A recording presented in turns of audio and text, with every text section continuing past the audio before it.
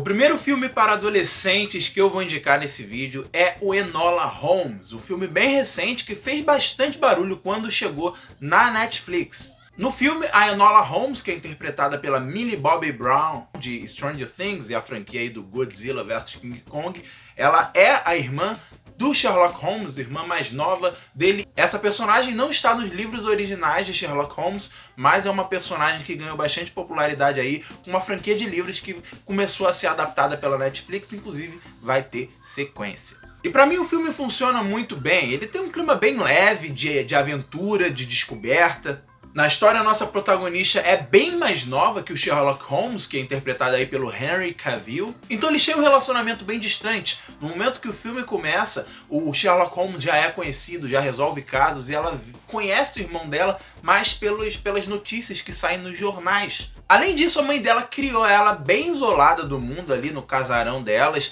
e ensinou várias coisas pra ela, ensinou ela a ler bastante, ensinou ela combates, ensinou ela a ser curiosa, a ser investigativa. Então a personagem é realmente muito inteligente, assim como o irmão. E quando a mãe dela desaparece, ela tem que usar essas habilidades para seguir as pistas e descobrir a verdade sobre o que aconteceu com a mãe dela, mesmo que os irmãos tentem a impedir a todo custo. É claro que aqui a gente não tem um grande mistério a ser resolvido com vários enigmas e nada muito complexo. A trama é bem simples, bem básica, é mais uma porta de entrada aí para quem gosta, para adolescentes talvez que gostem de mistério, mas ele tem esse clima de aventura bem interessante, tem uma protagonista cheia de carisma. A Millie Bobby Brown segura esse filme de uma forma maravilhosa, ela tem essa brincadeira de quebrar a quarta parede, então o filme fica bem dinâmico. Tem uma mensagenzinha bacana no final, aquela coisa toda, então é um clima bem espirituoso.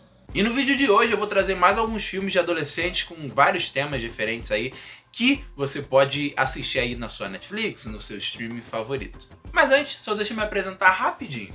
Eu sou o Renner, você tá no A Culpa é do Roteirista, seu portal de entretenimento e informação sobre a cultura pop e geek. Aqui eu sempre falo sobre esse tipo de coisa, faço lista de filmes, indicações, faço críticas, análises de trailer. Tô sempre indicando filmes dos streamings, falo sobre super-herói, o mundo geek em geral. Então se você gosta desse tipo de conteúdo, eu sei que você gosta, não deixe de se inscrever no canal e me acompanhar até o final para receber mais indicações de filmes bem legais sobre adolescentes. Então vamos lá falar mais um pouquinho de filme.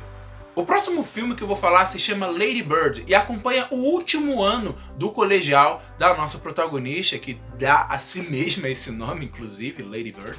E ele resume muitos dos dilemas que adolescentes têm que passar, que toda pessoa tem que passar, na verdade, essa jornada de amadurecimento. Então ela tem dilemas com os amigos, com relacionamentos, com a própria mãe dela, que inclusive é uma parte central, essa questão de aceitação. A mãe dela não aceita ela do jeito que ela é, mas ela quer viver a vida dela do jeito que ela quer viver. É um filme bem curtinho, que ganhou indicação ao Oscar, é um filme que eu gostei bastante de assistir na época. Tem bastante tempo que eu assisti, mas eu lembro que é um filme que eu gostei, cara, é um filme bem bacana. Esses dois filmes que eu indiquei primeiro são bem recentes e agora eu vou pros clássicos. Os clássicos que a gente tem que sempre reviver, porque tem um motivo para eles serem clássicos, porque eles realmente são muito bons. O primeiro é Curtindo a Vida Adoidado. A ideia do filme é bem simples também. O Ferris Bueller, nosso protagonista, quer tirar um dia de folga, ele quer faltar a aula, só que ninguém pode descobrir.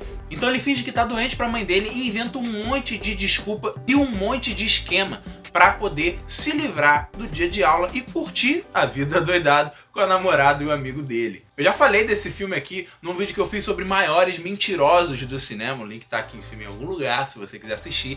E o Ferris Bueller com certeza é um dos maiores mentirosos, porque é muito criativa a forma como ele cria situações para as pessoas acreditarem que ele tá em casa. Por exemplo, a mãe dele bate na porta, ele faz aquele coisa clássica, né? Bota um boneco na cama, bota um gravador. Ele passa um trote pra escola dele fingindo que é o pai da namorada dele, falando com o diretor que é pra liberar ela. E aí o diretor libera ela e quando ele vai buscar, ele se finge de ser o pai da namorada dele de longe assim, e o diretor olha assim e ele leva ela.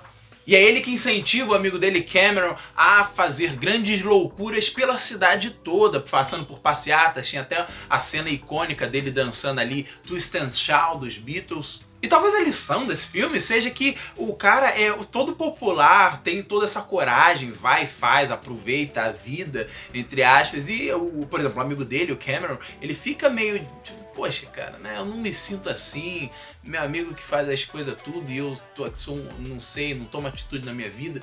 Só que o Ferris Bueller também tem as inseguranças dele, ele tem inseguranças a respeito do futuro, sobre a relação dele com a namorada dele, será que vai durar, será que eles vão continuar juntos depois que a escola acabar? Ele não sabe, então é por isso que ele quer aproveitar aqueles momentos com os amigos dele. Só uma observação, é claro que esse filme pode soar datado, até porque ele é dos anos 80, então não existia tanta tecnologia para saber onde Ferris Bueller estava, eles poderiam hoje em dia rastrear essa coisa toda, mas essa é a graça, porque aquele tipo de situação nunca aconteceria hoje em dia, então é legal ver como era antigamente, essas coisas assim, né? Ele teve que criar todo um rolê só para fingir que para poder faltar aula. Hoje em dia isso não aconteceria. Mas eu tenho que dizer que filmes que se passam nas escolas são legais também. Filmes adolescentes têm sempre esses estereótipos, né? O nerd, tem o desordeiro, os caras que fazem bagunça, implicam com todo mundo, é o rebelde da turma, né? Tem a líder de torcida, tem as patricinhas, tem o líder do time de futebol. Esses filmes clássicos americanos sempre tem isso. Tem sempre esses estereótipos. E um filme que brinca com esses estereótipos, pega esses perfis tão diferentes entre si, que no cotidiano da escola sempre são rivais ali dentro, ele pega esses perfis e coloca eles de frente pra ficar um dia inteiro juntos e se entender. É o filme Clube dos Cinco, clássico. Gostou da minha preparação? Falei tudo isso pra indicar Clube dos Cinco, que é justamente isso. Basicamente o filme começa num sábado, onde tem 5 alunos que estão de castigo. Eles têm que ficar o dia todo ali naquela detenção, sentados sem fazer nada. Eles mandam fazer uma redação falando sobre eles mesmos, aquela coisa toda, só pra passar o tempo, mas eles não podem fazer nada.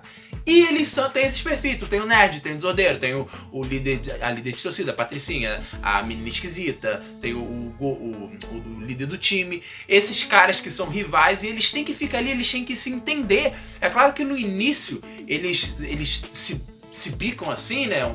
Ficam se provocando, mas ao longo do dia você vai entendendo o porquê de cada um tá ali. Que isso é interessante. Por que o nerd tá na detenção? Entendeu? Por que o líder do time tá na detenção? Então você vai entendendo o universo de cada um, vai entendendo a dinâmica daquele grupo, e é uma coisa que eles até se questionam, pô, será que a gente seria amigo num dia normal? Né? Será que essa dinâmica funcionaria normalmente? Esse filme é excelente, cara. Clube dos Cinco tem talvez seja o meu filme de colégio favorito, que ele tem uma ideia muito boa. Eu adoro esse filme. Mas fala pra mim, qual filme adolescente faltou nessa lista? Aquele que você adora, De Repente 30. Pode falar, eu sei que tem gente que gosta aí de Repente 30, talvez estivesse esperando, talvez entre numa parte 2. Eu agradeço por você ter assistido até aqui e a gente se vê na próxima. Tchau, tchau.